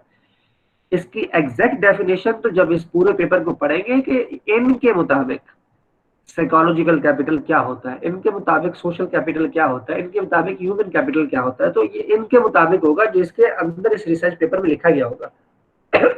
उसके लिए पूरा पेपर पढ़ना पड़ेगा आपको पहले। Okay sir. यानी ये पूरी रिपोर्ट की एक थीम है जो हमने यहाँ पे शो कर दी है। जी बिल्कुल, एक पूरी रिपोर्ट जो होता है उसकी बिल्कुल एक समरी जो होती है वो यहाँ पे हमने लिखी है। तो समरी में पहली चीज आपका पर्पस लिखना है, दूसरी चीज रिसर्च मेथोडोलॉजी लिखनी है कि रिसर्च कंडक्ट कैसे की है, तीसरी चीज फाइंडिंग लिखनी है, उसकी यानी रिजल्ट बता दे, उसकी शॉर्ट समरी ऑफ रिजल्ट बता दे। तीसरी चीज उसकी रिसर्च लिमिटेशंस बतानी है। हर रिसर्च की कोई ना कोई लिमिटेशन होती है। अब लिमिटेशन कैसे लिखते हैं वो भी यहाँ पर नजर आ रहा है आपको। आप में से किसी को ये नजर आ रहा है? कोई पढ़ सकता है? जरा पढ़े जरा इसको, क्या लिखा हुआ है। कौन The पढ़ेगा? cross-sectional data partly restrict our ability to delimit an impact. Further research using a longitudinal design would be required to confirm longitudinal effects. The respondents were a relatively homogeneous group of knowledge workers, and thus the results are not generalized to other samples. The Finnish context example, a high quality education system, welfare society, dual earner model may also include special aspects that may have an effect. Sir यहीं तक आ रहा है, थोड़ा और नीचे करें जी। अभी मैंने कर दिया, देखिए आपको आ रहा है ना? लड़के नजर आ रहा है आपको? That may have effect on result limitation, limiting generalization to different contexts rather than Nordic ones. हाँ ठीक है। अब इसके अंदर 2-3 चीजें बताई गई है। पहली जो लिमिटेशन इसमें बताई है कि ये जो है इसके अंदर क्रॉस सेक्शनल डेटा जो है इस्तेमाल किया गया है, लॉन्गिट्यूडनल इस्तेमाल नहीं किया गया। अब ये चीजें समझने वाली है कि क्रॉस सेक्शनल क्या होता है और लॉन्गिट्यूडनल क्या होता है। वैसे आप में से किसी को मालूम है क्रॉस सेक्शनल क्या होता है, लॉन्गिट्यूडनल क्या होता है? नो सर, नहीं पता। ठीक है, तो क्रॉस सेक्शन को पहले समझिए। क्रॉस सेक्शनल डेटा से मुराद है वो डेटा जो एक दफा कलेक्ट किया जाए और उसके ऊपर रिसर्च करके उसे छोड़ दिया जाए, दोबारा कभी भी उसके ऊपर रिसर्च ना की जाए। फॉर एग्जाम्पल, आप ये देखना चाहते हैं कि एक HR मैनेजर जो है इस वक्त उसमें कौन कौन सी स्किल्स जो है वो रिक्वायर्ड है। आपने डेटा कलेक्ट किया और आपने पता चला लिया कि भाई इस वक्त एक HR मैनेजर को ये स्किल्स जो है वो रिक्वायर्ड है। क्या 3 साल बाद वही सेम स्किल्स चाहिए होंगे HR मैनेजर को, ये चेंज हो जाएगी? सो ऑब्वियसली चेंजेस आएंगे, चेंज हो जाएंगे। तो अगर हमने सिर्फ क्या किया कि क्रॉस सेक्शन में ये होता है कि आज हमने डेटा कलेक्ट किया और उसके बाद उस रिसर्च को हमने छोड़ दिया, आगे हमने कहा कि हम रिसर्च नहीं करेंगे। तो ये जो रिसर्च हुई है ये कह रहा है कि बस हमने क्या किया है कि एक दफा रिसर्च की है और उसके बाद आगे ये रिसर्च नहीं होगी। तो हम ये रिकमेंड कर रहे हैं, वो कह रहा है मैं ये रिकमेंड कर रहा हूँ कि कोई और बंदा सेम इसी टॉपिक के ऊपर और इसी पॉपुलेशन के ऊपर, इन्हीं लोगों के ऊपर और इसी कंट्री के ऊपर दोबारा रिसर्च की जाए। लॉन्गिट्यूडनल का मतलब है कि हर साल की जाए, या साल में 2 दफा की जाए, या साल में, या जो है 3 साल बाद की जाए, या 5 साल बाद की जाए, यानी वही सेम रिसर्च रिपीट की जाए ताकि ये देखा जाए कि ट्रेंड जो है वो चेंज हुए हैं या वही सिमिलर ट्रेंड है। तो ये इसके लिए लॉन्गिट्यूडनल स्टडी होती है कि वो वही सेम उसी तरह की सेम रिसर्च आप 3 साल बाद कर लें, 1 साल बाद कर लें, 4 साल बाद कर लें, ताकि आपको ये पता चले कि लोगों के ट्रेंड चेंज हो गए, बिहेवियर चेंज हो गए, स्टाइल चेंज हो गए। तो अगर एक दफा आप करेंगे तो सिर्फ आज का डेटा होगा, आज तक की पता चलेगा, लेकिन अगर 1 साल बाद वो चेंज हो जाएगा तो आपको पता नहीं चलेगा। इसलिए लॉन्गिट्यूडनल कहते हैं वो स्टडी जो कि बार बार हो। और क्रॉस सेक्शनल का मतलब है सिर्फ वन टाइम डेटा कलेक्शन, और लॉन्गिट्यूडनल मतलब every year data collection, every 2 years, every 3 years, जो भी आप उसमें समझे कि भाई ये ट्रेंड जो है इतने सालों में चेंज हो जाता है, 2 साल बाद चेंज हो जाता है, 3 साल बाद चेंज होता है, या साल बाद बड़ी फ्रीक्वेंटली चेंज होता है। जैसे कि आप ड्रेस लेते हैं, जिन कपड़े लेते हैं, तो उसमें फ्रीक्वेंटली उसमें जो है वो चेंज आ रहा होता है लोगों के एटीट्यूड में, तो उसको जल्दी अब हर साल उसके ऊपर रिसर्च कर सकते हैं। ठीक है, इसी तरह और भी बहुत सारी चीजें हो सकती हैं जो कि जल्दी फ्रीक्वेंटली जो है, जैसे मोबाइल्स हैं उसके नए नए स्टाइल्स आ रहे हैं, लोगों को पसंद आ रहे हैं, गाड़ियां हैं जैसे, तो ये आप जल्दी ये लॉन्गिट्यूडनल स्टडी कहलाएगी। अब ये 2 चीजें समझ में आ गई आपको, क्रॉस सेक्शन और लॉन्गिट्यूडनल में क्या फर्क होता है? किसी को समझ में ना आया हो तो बता दें। Yes sir. अगर किसी को समझ में ना आया हो तो वो बता सकता है, मैं रिपीट कर दूंगा।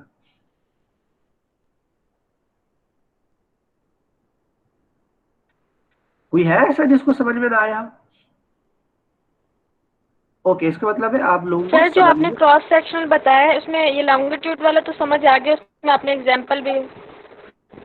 ठीक है, तो क्रॉस सेक्शन का मतलब यह है कि सिर्फ एक दफा आप डेटा कलेक्ट करेंगे। मतलब आज आपने डेटा कलेक्ट किया और आपने रिसर्च कर ली, उसके बाद आप ये सोचते हैं कि अब मैं कभी इसके ऊपर रिसर्च नहीं करूंगा, बस आज जो मैंने कर ली, मैं अब इस टॉपिक पर रिसर्च नहीं करूंगा। ठीक है, तो इसका मतलब क्या होगा, ये क्रॉस सेक्शनल हो गया। अगर आपने ये सोचा है कि मैं इसके ऊपर हर साल रिसर्च किया करूंगा, तो फिर ऐसी स्टडी लॉन्गिट्यूडनल स्टडी कहलाती है। समझ आ गई? समझ आ गई? किसका सवाल था ये कौन था जो बिल्कुल ही खामोशी अख्तियार कर गया? जी सर आगे। तो बोल क्यों नहीं रही आप? सर ये इसका माइक काम नहीं कर रहा है एंट्री का, तो अभी हटाया। अच्छा अच्छा ठीक है, ओके। तो ये तो एक तो ये लिमिटेशन है कि ये क्रॉस सेक्शनल डेटा है, तो इसलिए इसको जो है लॉन्गिट्यूडनल रिसर्च की जाए, आगे भी लोग काम करें। दूसरा ये कह रहा है कि हमने जिन लोगों से डेटा लिया है वो होमोजीनियस है। देखो दो चीजें होती है, एक हेट्रोजीनियस होता है और एक होमोजीनियस होता है। ये कोई बता सकता है कि हेट्रोजीनियस क्या होता है और होमोजीनियस क्या होता है? इन दोनों में फर्क क्या है? सर होमोजीनियस मींस के डेटा बिल्कुल सेम है। हाँ, मतलब एक सिमिलर जैसे पोजीशन के जो लोग हैं, डेटा है। हाँ जैसे नॉलेज वर्कर है खाली, तो खाली नॉलेज वर्कर से लिया, इसका मतलब है उनके जो नेचर होगी सबकी तकरीबन होमोजीनियस, एक दूसरे से मिलती जुलती होगी। जी सर बिल्कुल। ठीक है जी। अब उसके बाद दूसरी चीज जिसके अपोजिट होती है वो हेट्रोजीनिटी होता है, हेट्रोजीनियस, कि जो डेटा है वो एक दूसरे से नहीं मिलता, यानी नॉलेज वर्कर भी होंगे और नॉन नॉलेज वर्कर भी होंगे, तो ये क्या होगा, हेट्रोजीनियस डेटा होगा, जो कि दूसरे। तो अब इसमें ये कहा गया है कि ये डेटा होमोजीनियस है, हमने सिर्फ नॉलेज वर्कर से लिया गया है। आगे चलकर इसको जनरलाइज करने के लिए, इसके रिजल्ट्स को जनरलाइज करने के लिए, ताकि सिर्फ नॉलेज वर्कर के लिए ना हो बल्कि बाकी भी जो वर्कर है उनके में भी इस रिजल्ट्स को इस्तेमाल किया जाए, तो उसके लिए हमें और भी लोगों का सैंपल इसमें इंक्लूड करना चाहिए। तो ये बता रहे हैं कि जो फ्यूचर में रिसर्च करें वो इस तरह करें। ठीक है, ये भी समझ में आ गया आपको? Okay sir. Yes sir. Yes तो सर। ये इसको कहते हैं लिमिटेशन रिसर्च की, लिमिटेशन और साथ में फ्यूचर डायरेक्शन। लिमिटेशन बताइए कि भाई ये क्रॉस सेक्शनल है, और अगर फ्यूचर में कोई इस रिसर्च के ऊपर काम करना चाहे तो लॉन्गिट्यूडनल, यानी इसी सेम रिसर्च के ऊपर बार बार रिसर्च कर सकता है। दूसरा ये बताया है कि भाई हमने जो डेटा कलेक्ट किया है वो नॉलेज वर्कर से किया है, तो ये होमोजीनियस ग्रुप है। रिजल्ट को जनरलाइज करने के लिए उन्हें चाहिए कि और भी लोगों का डेटा, नॉलेज वर्कर के अलावा भी लोगों से डेटा कलेक्ट किया जाए और फिर रिजल्ट जो है निकाले जाए, ताकि पता चले कि भाई ये बाकी लोगों के लिए भी इसी तरह है या उनके लिए अलग है। तो ये जो है इसका मतलब है। ठीक है, समझ में आ गया है आपको? जी सर। सर एक सवाल था, जैसे जी सर। आजकल कोरोना वायरस का प्रॉब्लम है और लोग जो है, कोई एक बंदा सिम्टम्स के ऊपर रिसर्च करता है कि जी इसके सिम्टम्स वगैरह क्या है पेशेंट्स में। अच्छा, है। फिर उसने रिसर्च कर ली, कंप्लीट हो गई, 6 महीने के बाद कोई और दूसरा बंदा उसी डेटा को लेके मजीद उसमें डेटा ऐड करता है। मतलब ये कि वो मजीद लोगों का डेटा ऐड करता है। जैसे मेरा जो टारगेट पॉपुलेशन थी या जो नंबर थे जिसके ऊपर मैंने स्टडी की थी वो 500 लोग थे, आगे वो इस स्टडी को 1000 लोगों तक लेके जाता है, तो सर वो डेटा किस किस्म का कहलाएगा? नहीं, अब सवाल ये होता है कि जो स्टडी आपने की थी 500 लोगों के साथ, वो स्टडी अपनी तकमील को पहुंची, वो खत्म हो गई। अब वो जो दूसरा बंदा आएगा, वो जो स्टडी करेगा, अगर वो 1000 से लेना चाहता है तो वो नए लोग होंगे, वो लोग नहीं होंगे, वही पॉपुलेशन होगी, वही लोग होंगे जो कि जिनमें कोरोना है, लेकिन वो दोबारा नए सिरे से डेटा लेगा। जो आपका डेटा है वो उस डेटा को इस्तेमाल नहीं कर सकता, वो उस रिजल्ट को अपने लिटरेचर में लिख सकता है कि ये फलां साहब ने ये रिसर्च की थी तो उसके अंदर ये फाइंडिंग आई थी, लेकिन जब वो रिसर्च करेगा तो वो आपका डेटा इस्तेमाल नहीं करेगा, बल्कि वो अपना नया डेटा कलेक्ट करेगा। Okay sir. ठीक है, और ये लॉन्गिट्यूडनल स्टडी कहलाएगी।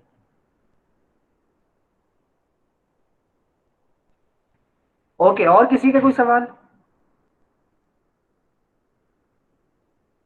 कोई सवाल नहीं है तो आगे बढ़ते हैं हम जी। हमारे पास नेक्स्ट है मैनेजरियल प्रैक्टिकल इम्प्लीकेशंस। अब ये इम्प्लीकेशंस क्या होती है, आपको मालूम है इम्प्लीकेशंस क्या होती है? किसी को पता है इम्प्लीकेशंस क्या होती है?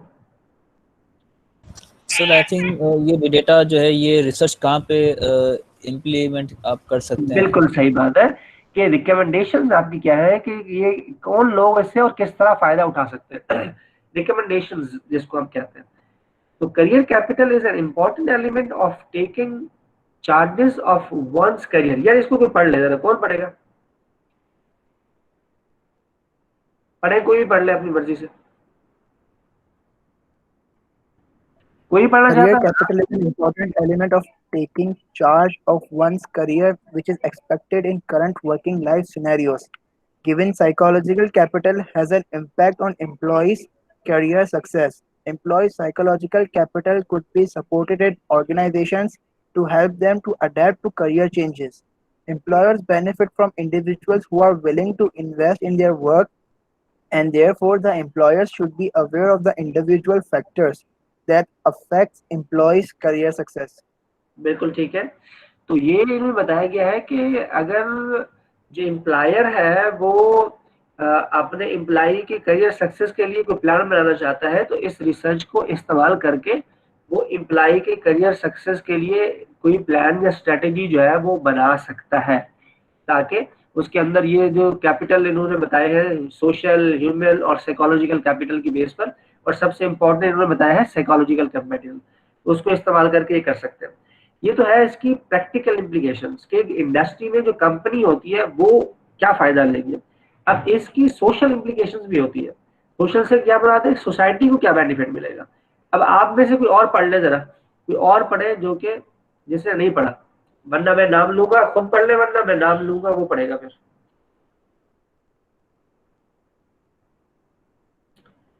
राबिया फलक, आप पढ़े जरा।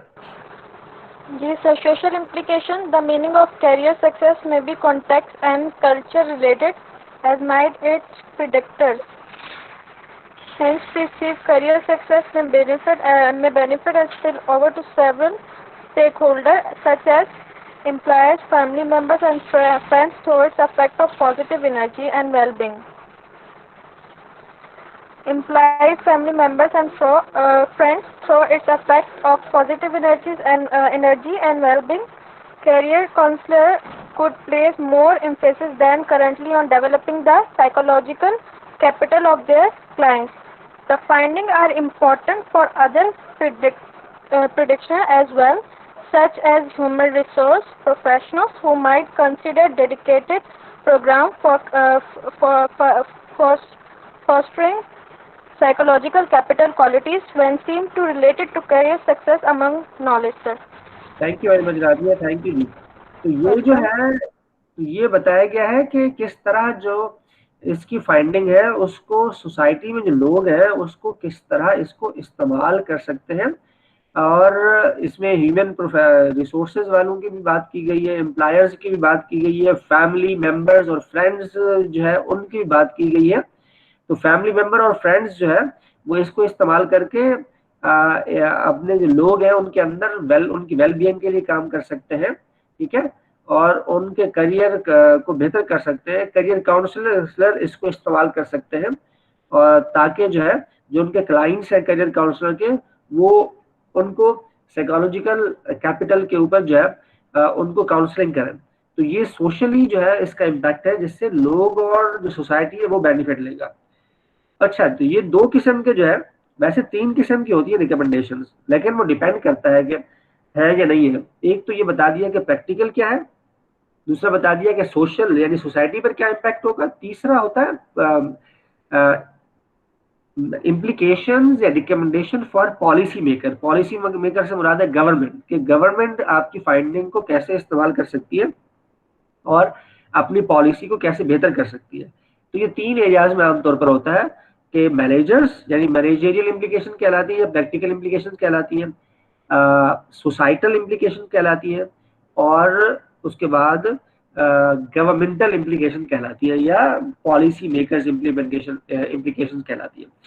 तो अब तक जो आपने पढ़ा है कि रिसर्च अब एब्स्ट्रैक्ट के अंदर पहली चीज पर्पस होता है, दूसरी चीज उसके अंदर रिसर्च मेथोडोलॉजी होती है, तीसरी चीज उसके अंदर रिजल्ट्स होते हैं, चौथी चीज आपने उसमें पढ़ा है लिमिटेशंस होती है और फ्यूचर डायरेक्शन उसके अंदर होती है, पांचवी चीज आपने उसमें जो है वो सीखा है कि मैनेजरियल इम्प्लीकेशन यानी इम्प्लीकेशंस, जिसमें सोशल इम्प्लीकेशंस हैं, प्रैक्टिकल इम्प्लीकेशंस हैं, और उसके अलावा गवर्नमेंटल या रिकमेंडेशन फॉर पॉलिसी मेकर है। तो ये तो हो गया। उसके बाद अब आगे क्या है, आगे है ओरिजिनलिटी।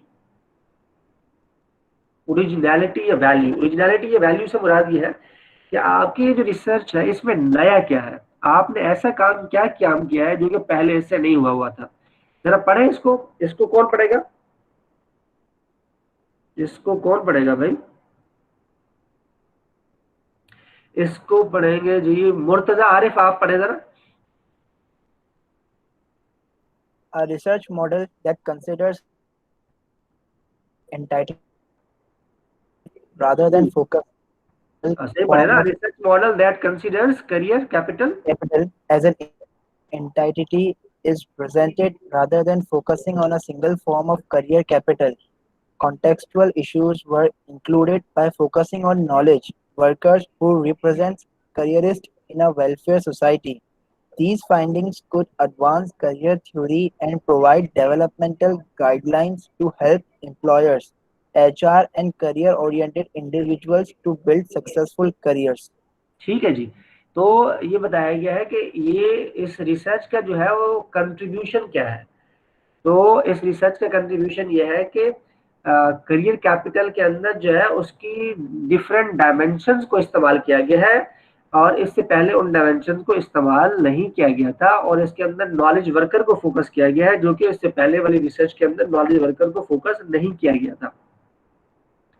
तो ये जो है ओरिजिनलिटी है, ये न्यू वैल्यू एडिशन है टू द रिसर्च।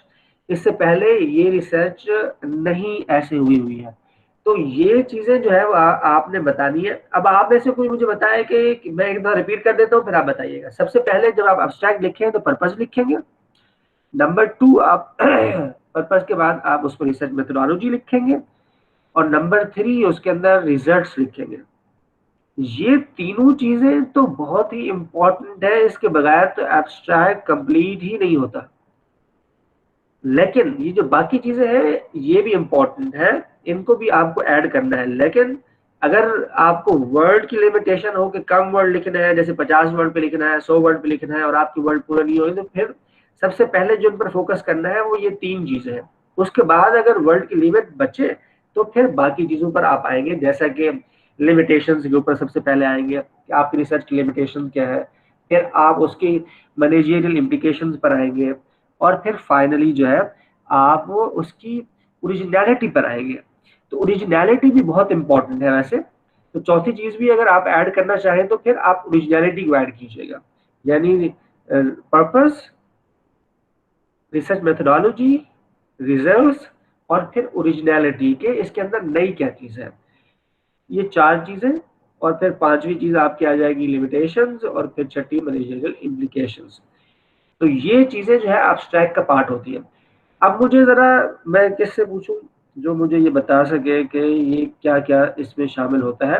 अभी मैं खुद ही पहले पूछता हूँ जी। मुअज़्ज़म अली आप बताइए जरा, एक एब्स्ट्रैक्ट को लिखने के लिए क्या क्या चीजें लिखी जाती है? मुअज़्ज़म अली।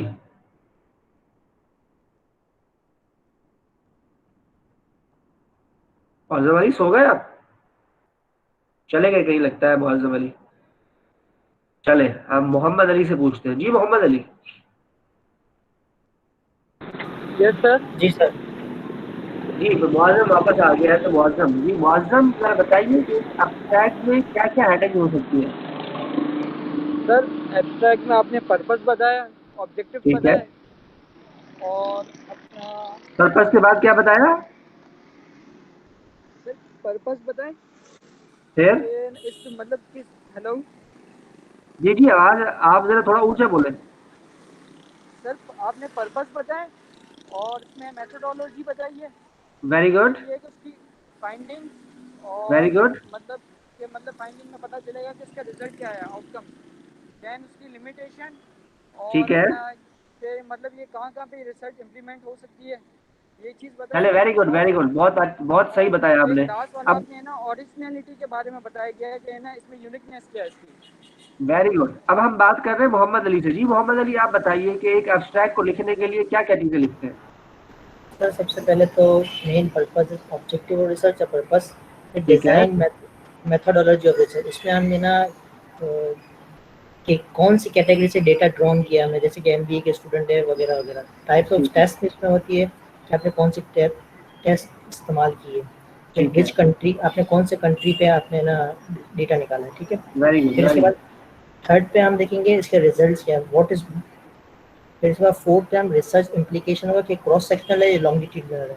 Very good. फिर इस पे बात की थी कि होमोजेनियस है या हेटेरोजेनियस। हाँ, ये लिमिटेशन है रिसर्च की, लिमिटेशन को डिस्कस किया है। फिर इस पर प्रैक्टिकल इम्प्लीकेशन क्या है, इसका कि हम लोग नेक्स्ट जो रिसर्चर है उस पर क्या रिकमेंडेशन करना चाहते हैं। रिसर्चर नहीं, मैनेजर इम्प्लीकेशन का मतलब होता है इसका प्रैक्टिकल यूज, कि जो कंपनी में लोग काम कर रहे हैं, जो मैनेजर्स हैं, उसको कैसे इस्तेमाल करके अपनी कंपनी को बेहतर कर सकते हैं। सोसाइटी जो है, जो लोग हैं, जैसे हम जैसे लोग हैं, आप जैसे लोग हैं, वो इस रिजल्ट से क्या फायदा उठा सकते हैं इस रिसर्च से, ठीक है। तो ये जो है ये होता है सोसाइटी के लिए इम्प्लीकेशंस। आखिरी क्या था? आखिरी हमारे पास है ओरिजिनिटी या वैल्यूज में क्या यूनिक है, और है ना कौन सी डायमेंशन में रिसर्च क्या वैल्यू एडिशन क्या है। बिल्कुल सही है कि आपका रिसर्च में वैल्यू एडिशन क्या है। जो अब तक इतनी सारी रिसर्चेस हो चुकी हैं, तो आपकी रिसर्च में का क्या कंट्रीब्यूशन है। अगर आपके भी कुछ नया कुछ नहीं है, तो इसका मतलब है वो तो पहले सारी चीजें हो चुकी हैं, आपका नया क्या है, तो वो ओरिजिनलिटी में आता है।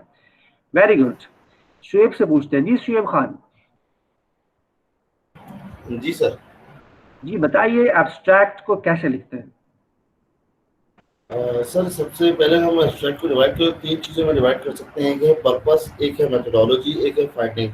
सबसे पहले तो हम पर्पस में बताएंगे कि what is the aim of research, हम ये रिसर्च कर क्यों रहे हैं, इसका मकसद क्या है।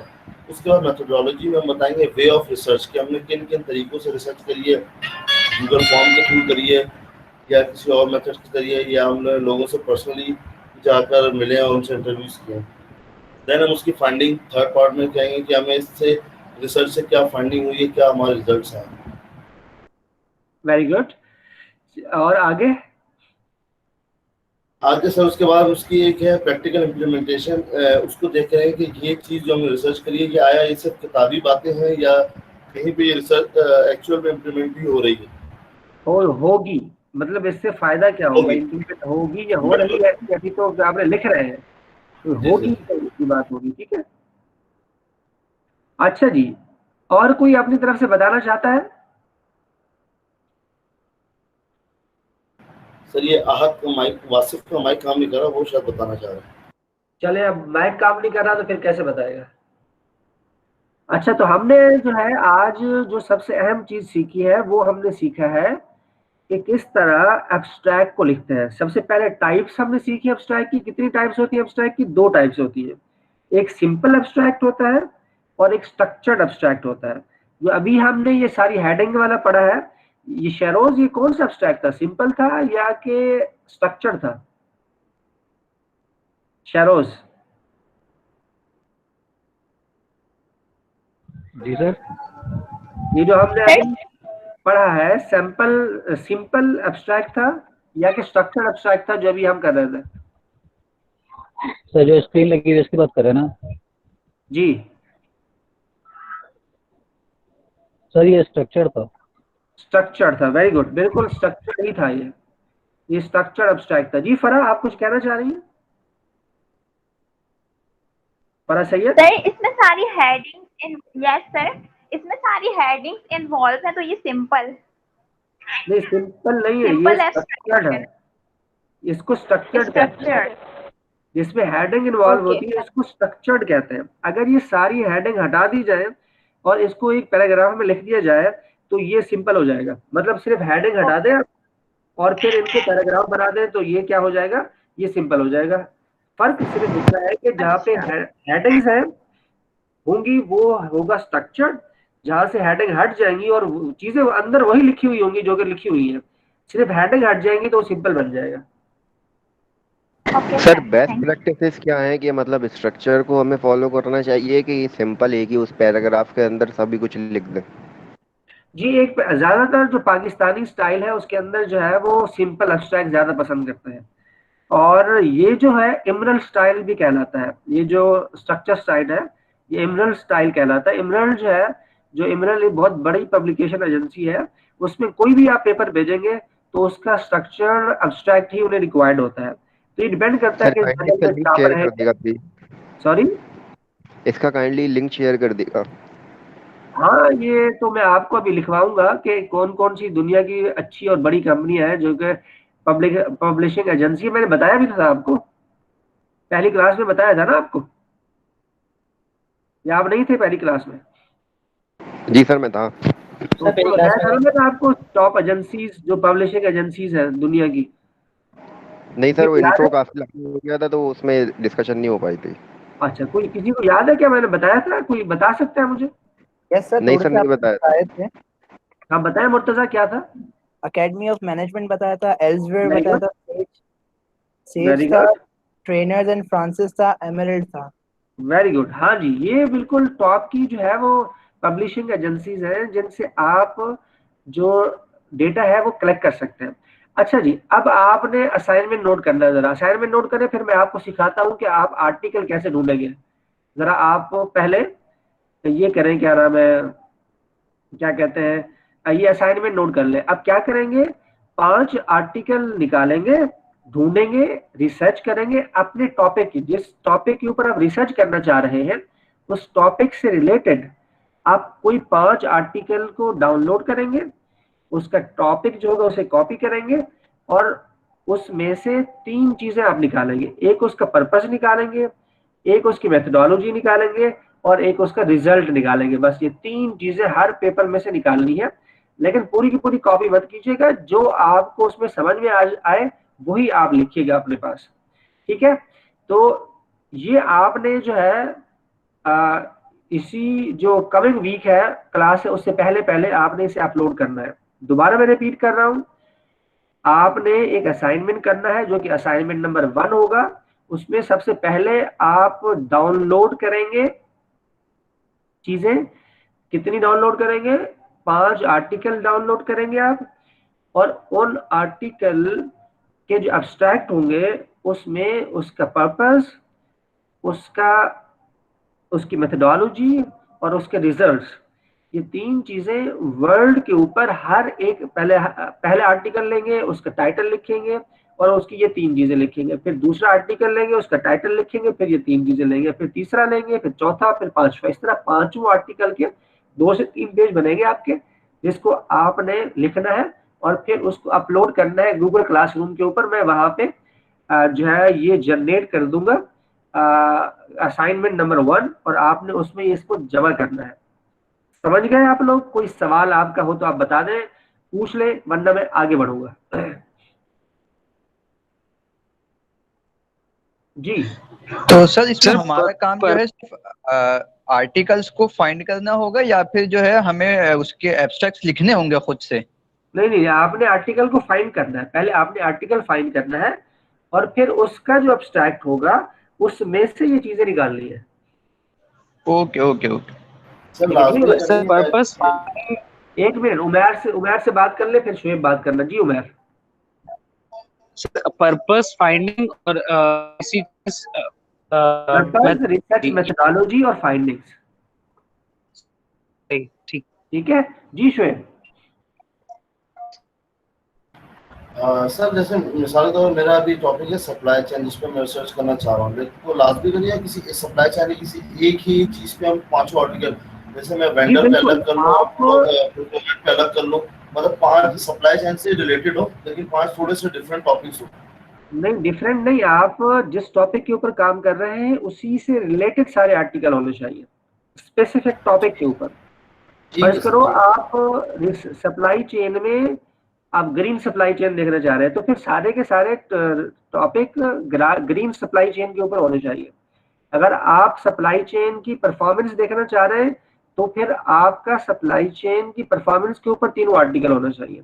आप अगर ये देखना चाह रहे हैं कि सप्लाई चेन क्रेडिट पर होती है या कैश पर होती है, तो फिर आपके सारे के सारे आर्टिकल इसी पर होने चाहिए, ठीक है? तो स्पेसिफिक होने चाहिए। इस तरह तो बहुत सारे हजारों आर्टिकल मिलेंगे, फिर तो फायदा नहीं है। ओके सर ये इंडिविजुअल असाइनमेंट है या ग्रुप असाइनमेंट है? ये इंडिविजुअल असाइनमेंट है, अभी इंडिविजुअल आप काम करें, और अगले दफा जब आप आएंगे तो आप ग्रुप भी बनाकर लाएंगे, ठीक है? अगले दफा जब आप आएंगे आपस में कोऑर्डिनेट करें और अपने ग्रुप जो है वो बनाने की कोशिश करें। सर ग्रुप के maximum number of participants? Group में मैक्सिमम 3 हो सकते हैं, 2 से 3 लोग बस, इससे ज्यादा नहीं। Okay sir. सर सीआर बना दें आप, उन्हीं को सारा रिपोर्ट कर देंगे, जो जो ग्रुप के नेम है वही आपको एक ईमेल कर देगा कम्प्रिहेंसिव। नहीं नहीं नहीं, मुझे नहीं ईमेल करेगा वो, आप लोग खुद ही मुझे ईमेल करें, अपना एक बनाएं और अपने नाम से उसे अपलोड कर दें कि आप ये 3 जो लोग हैं, मैं एक जनरेट करूंगा कि आप अपने जो ग्रुप के मेंबर्स हैं उनके नाम इसमें अपलोड कर दें, ठीक है? तो वो आप अपलोड कर दीजिएगा। ठीक है सर, ये ठीक है। तो सर ये असाइनमेंट जो आप इसका गूगल क्लास में ड्राफ्ट अपलोड करेंगे या वैसे ही गूगल क्लास में अपलोड करना? आप अपलोड करेंगे, मैं क्यों करूंगा? मैं जनरेट करूंगा असाइनमेंट और उस पर आप अपलोड कर देंगे। जी जी सर, ओके। ठीक है, कोई सवाल और?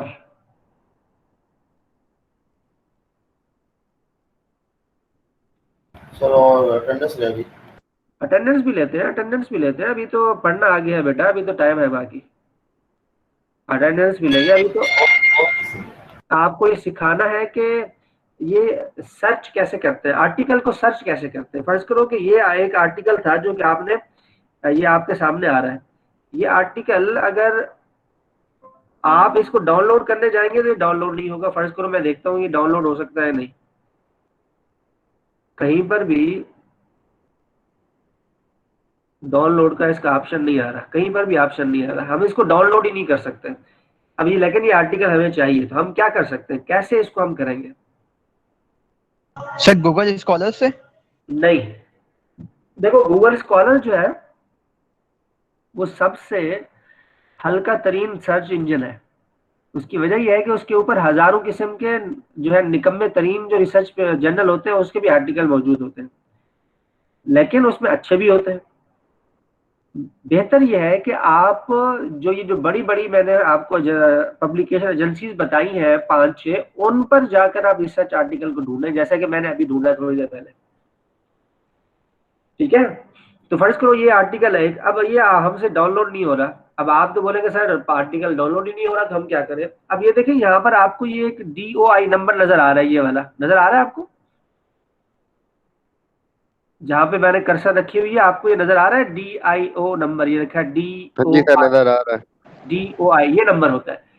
इस नंबर के थ्रू जो है, इस नंबर को आप कॉपी करेंगे, ये मैंने कॉपी कर लिया फर्ज करो, ये यहाँ तक DOI से पहले इसको कॉपी करेंगे, ये जी कॉपी कॉपी, ये मैंने कॉपी कर लिया। अब कॉपी करने के बाद मैं आपके साथ एक और वेबसाइट शेयर करने के लिए जा रहा हूँ, इसको मैं स्टॉप करूंगा क्योंकि मुझे दूसरी वेबसाइट आपके साथ शेयर करनी है, और वो वेबसाइट है जी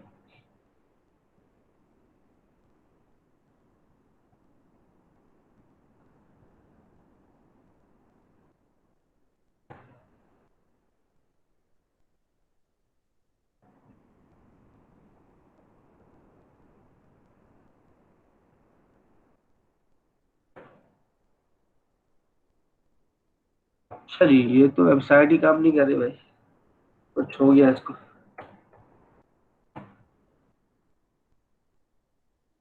दूसरे से देखते हैं।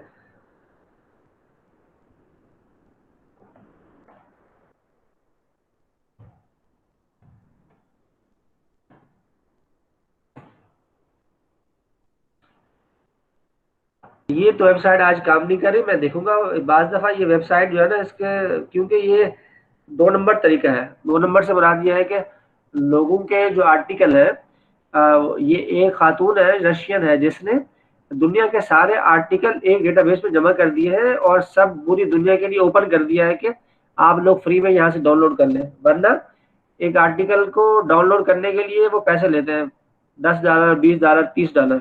तो उस खातून ने सबके लिए जो है ना मसला पैदा किया हुआ है, तो अमेरिका उसके बेचारे के पीछे लगा हुआ है कि किसी तरह जो है इसको पकड़ लिया जाए, क्योंकि जो पब्लिकेशन एजेंसीज है ना उनके पैसे कम हो रहे हैं, वो लोग उनसे कोई सब्सक्राइब ही नहीं करता, जिसकी वजह से जो है इनके पीछे पड़े रहते हैं ये लोग।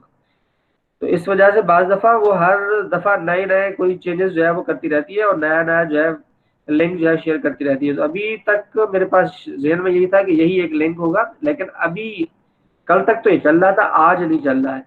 बहरहाल आप दोबारा चेक कीजिएगा, ये है साइंस यानी SCI-hub.tw, लेकिन ये चल नहीं रहा। लेकिन आप नोट कर लें, घर जाकर आप देखिएगा, हो सकता है कि मेरे पास यहाँ ना चल रहा हो, क्योंकि यहाँ पर ये जो है। सर दोबारा बताइएगा। हाँ लिखिए SCI,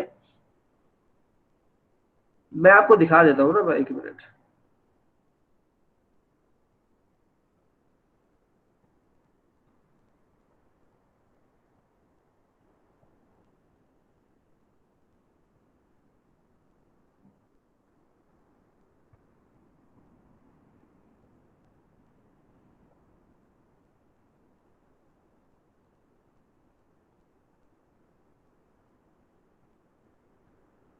ये स्क्रीन शेयर हो गई आपके साथ?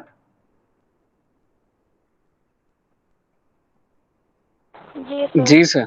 हाँ अब यहाँ देखिए, जहाँ मेरी कर्सर है यहाँ लिखा हुआ है SCI -HUB hub.tw। ये आप नोट कर लें, SCI hub.tw। ये वेबसाइट है। इसमें आप क्या करेंगे, जब ये ओपन हो जाएगी ना, तो इसमें जाकर वो आपसे मांगेगा DIO नंबर, तो आप वो नंबर वहां से कॉपी करेंगे, यहाँ पेस्ट कर देंगे और ओपन पे क्लिक करेंगे तो आर्टिकल खुल जाएगा आपके सामने। अभी नहीं खुल रहा, कोई मसला हो गया होगा, तो मैं आपने अपनी तरफ से ट्राई करना है। अगर यहाँ ना खुले तो गूगल से आप अभी फिलहाल जो है, जब तक नहीं होता तो गूगल से आप 5-6 जो आर्टिकल मैंने बोला है तो वहां से आप करके ये कर लीजिएगा। अगर यहाँ से हो जाए तो बहुत अच्छी बात है। बहुत सारे ओपन एक्सेस जर्नल भी है जहाँ से आप ले सकते हैं, पाकिस्तानी भी है और बाहर के भी है। सर अगर आर्टिकल डाउनलोड ना हो तो उसका लिंक सेव करके जो है वो फाइल के साथ अटैच कर दें? नहीं, असल में बात यह है कि अभी तो आप अब्स्ट्रैक्ट से भी काम चला सकते हैं। अब्स्ट्रैक्ट तो हर एक का मिल जाता है ना। अभी तो फिलहाल अब्स्ट्रैक्ट के लिए मैंने कहा है आपको, तो अब्स्ट्रैक्ट तो आपको सामने नजर आता है, वो उसका तो मसला नहीं है। अभी आर्टिकल डाउनलोड ना भी करें तो कुछ चलेगा आपका काम, क्योंकि आपने ये ओपन नहीं हो रही है इसका। सर पांचों आर्टिकल जो है वो एक ही टॉपिक पे होंगे। ये पांचों आर्टिकल एक ही टॉपिक पे होंगे। नहीं चल रही ना, मैं इसको देख लूंगा। आप एक जो है उस पे देख लेते हैं, जो बाज दफा ना ये वहां पे दे देते नया, जो विकीपीडिया होता है ना, विकीपीडिया पे ये नया दे देते हैं। एक मिनट चेक करते हैं, विकीपीडिया पे शायद आ गया होगा ये।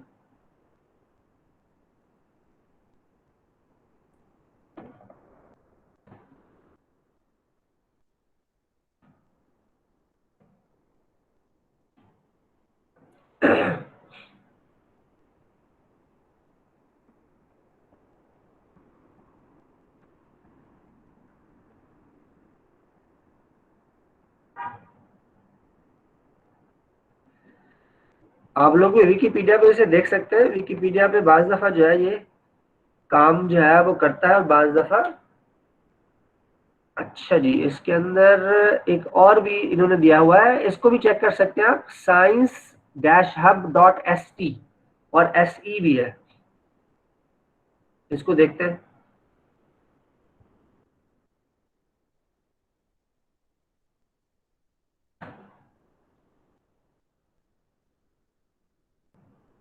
ये चल रहा है भाई, इसको आप इस्तेमाल कर सकते हैं।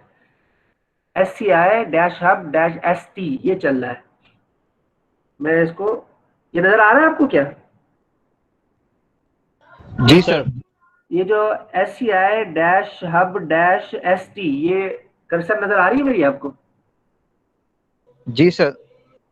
ओके, तो इसको नोट कर लें, ये चल रहा है, ये चल रहा है SCI-hub.st।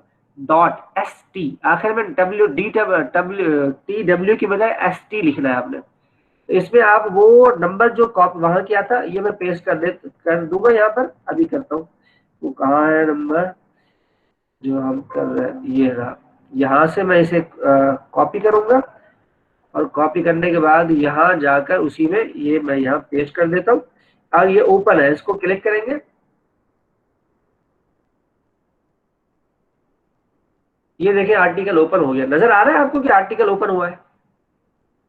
जी सर। ठीक है, तो आप यहाँ जाएंगे, ये एरो है, एरो को क्लिक करेंगे तो ये, और मजीद आप इसको सेव भी कर सकते हैं। ओपन हो जाएगा ये, और इसे आप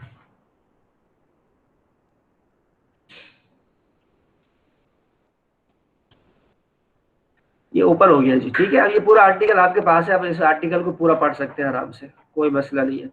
तो अब आपको मैंने दूसरा बता दिया है कि वहां से आप कर सकते हैं। क्या है दूसरा?